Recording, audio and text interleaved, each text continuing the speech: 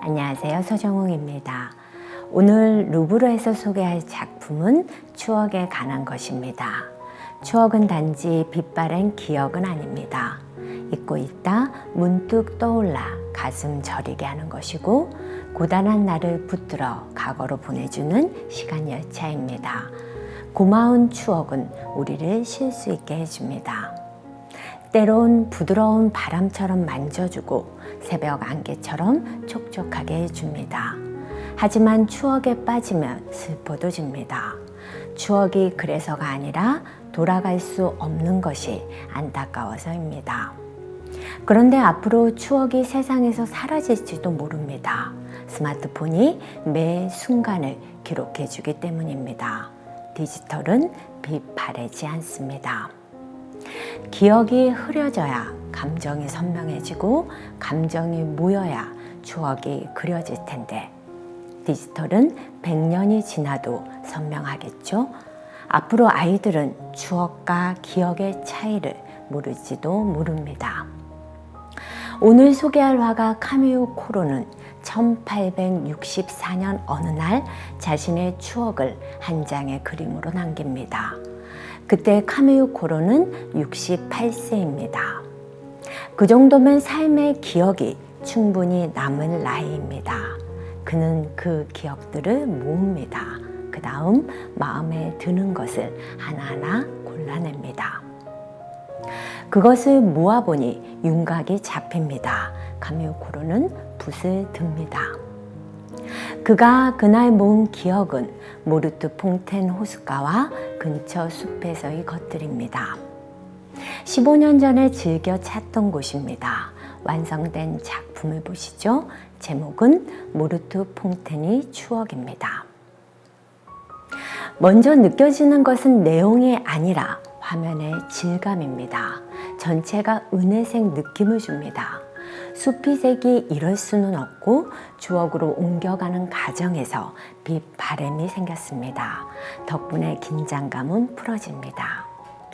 우리의 호기심은 눈에 확 띄는 것으로 향하는 습관이 있는데 그렇게 집중하면 피로감이 쌓입니다. 하지만 이 추억 그림은 그런 것이 없어질 수 있습니다. 두 번째로 작품은 흔들렸습니다. 그래서 아련합니다. 실제 눈으로 보면 어떤 사물이든 저렇지는 않습니다. 뚜렷하게 보입니다. 확대해 볼까요? 나무가지는 선명하지만 이파리들은 흔들립니다. 꽃인 줄은 알겠는데 어떤 종류인지는 그려지지 않았습니다. 간신같이 말라는 뜻이겠죠? 느낌만으로 보아야 될 것 같습니다. 내용으로 옮겨볼까요? 먼저 눈에 띄는 것은 오른편이 커다란 나무입니다. 멋집니다. 가지도 힘차고 잎도 울창합니다.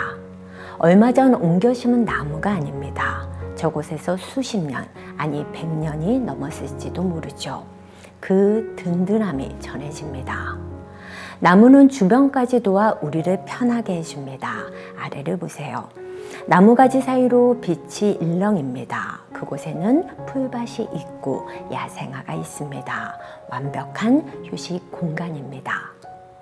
아무리 공간이 좋아도 아름다운 뷰가 더해져야 합니다. 그것은 호수가 담당합니다.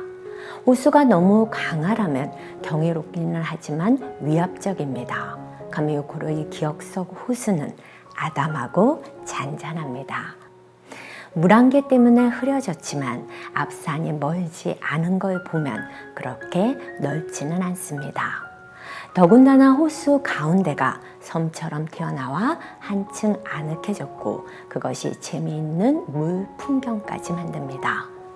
같은 호수라도 언제 보느냐에 따라 달라집니다. 새벽인지 대낮인지 밤인지. 그런데 카미오 코로의 기억 속 시간은 모호합니다. 물안개 그리고 햇살의 위치를 보면 이른 시간 같은데 그렇게 보기에는 빛이 부드럽습니다. 그렇다고 해질녘도 아닙니다. 붉지 않습니다. 하늘을 보면 구름 낀 대낮 같기도 합니다. 하지만 꼭 정확할 필요는 없습니다. 이건 사실화가 아닙니다. 지금까지 큰 나무가 주는 편안한 공간과 그 공간에서 바라보이는 전망까지 보았습니다. 이제는 같은 공간에 누가 있는지가 중요하겠죠? 아무도 없고 나무와 풀밭만 있다면 적막하겠고 토끼 같은 야생 동물이 같이 있어도 허전했겠지만 카미요 코로의 기억 속에는 한 여자와 두 소녀가 있습니다. 그들이 이 모르토 퐁땡 호숫가에 마지막 생기를 불어넣어 카미요 코로의 추억을 완성시켰습니다. 자연은 아름답지만 혼자 있는 자연은 때로 무섭습니다. 코로의 그림 속 새 여자는 그것을 완벽하게 걷어내는 역할을 합니다. 엄마인지 큰언니인지 카미요 코로가 아는 여자인지 아닌지 우리는 결코 알 수 없는 그녀는 마르고 기다란 나무 아래서 무엇을 따는데 여념이 없습니다. 아래 앉아있는 소녀는 하나라도 빠티를 쎄라 담고 있습니다. 어린 아이는 좋아하고 있습니다. 누구라도 이런 광경을 본다면 미소 짓게 되겠죠?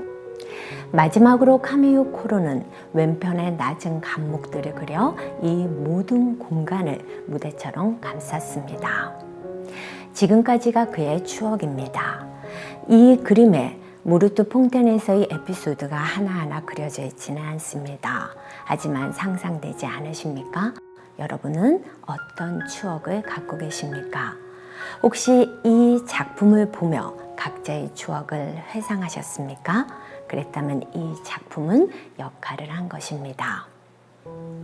이 작품은 1864년 살롱전에 전시되었고 나폴레옹 3세가 구입해 현재 루브르에 전시되어 있습니다.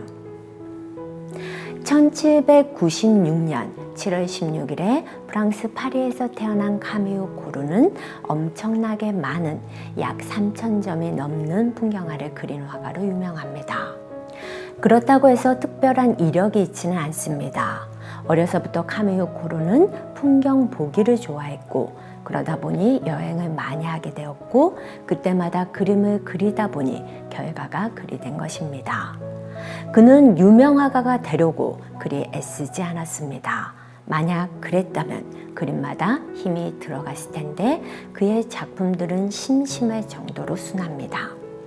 그래서 젊어서는 인정받지 못했습니다. 자극적이지 못했으니까요. 하지만 시간이 흐를수록 인기는 올라가게 됩니다. 오래 보고 있으면 마음이 편안해진다는 사실이 알려졌기 때문이죠. 그때부터 위작도 많아졌습니다. 고로 서명만 나오면 잘 팔렸으니까요. 오늘 감상한 모르토 퐁텐의 추억은 제목 자체가 추억이고 추억을 그린 것이지만 그가 노년에 그린 모든 풍경화에서는 추억의 향기가 납니다. 눈앞에 보이는 풍경을 그렸는데도 말이죠. 아마 풍경을 그릴 때 눈에 보이는 것만을 그린 것이 아니라 자기가 겪었던 기억을 덧붙여 그려서 그런 것 같습니다. 비교해 볼까요? 왼편은 그가 37세에 그린 헬리시 공장에서 바라본 수화송이고 오른편은 70세에 그린 보베 부근이 마리세리 교회입니다. 먼저 분위기에서 큰 차이가 납니다. 왼편은 화창한 날이 한적한 시골 풍경화를 벗어나지 않습니다.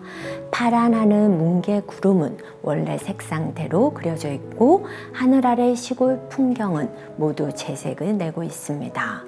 땅은 땅색, 석조 건물은 돌색, 나무는 나무색입니다. 그에 비해 70세에 그린 풍경화는 어떤 분위기가 들어가 있습니다. 색도 바랜 듯 부드럽고 그 때문인지 묘한 쓸쓸함이 전해집니다. 현실이 풍경이지만 마치 추억이라는 필터를 통해서 보는 듯 하다고나 할까요? 카미요 코로의 후반기 작품은 대부분 이러합니다. 그리고 사람들은 이런 풍경화를 더 좋아했습니다. 공감되는 부분이 생기지 않으십니까? 아무리 좋은 새 것도 세월의 흔적이 녹아있는 클래식 앞에 서면 초라해질 때가 있습니다.